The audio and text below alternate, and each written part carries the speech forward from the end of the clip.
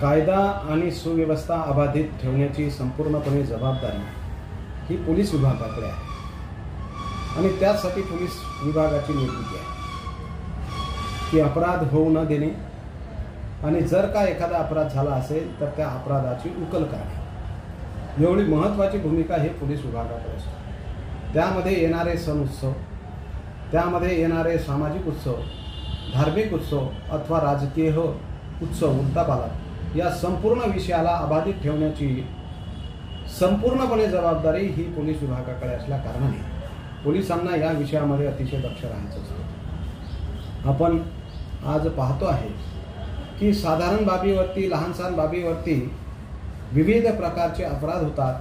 ते अपराध धुणून काढणे हे पोलिसांसाठी फार मोठी कसब असतो आणि कायदा तथा सुव्यवस्था ही कायमस्वरूपी अबाधित राहण्यासाठी पोलिसांना डोळ्यात तेल घालून आपली नोकरी करायची असते।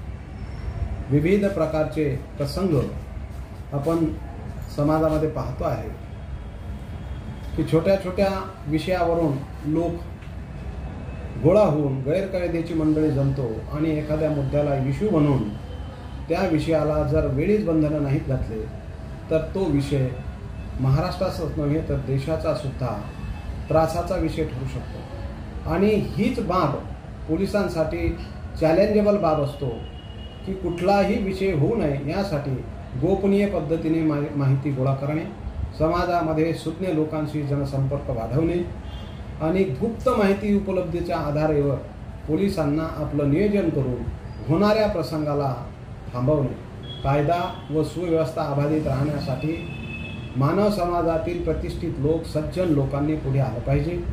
त्यांनी पोलिसांना मदत केली पाहिजे।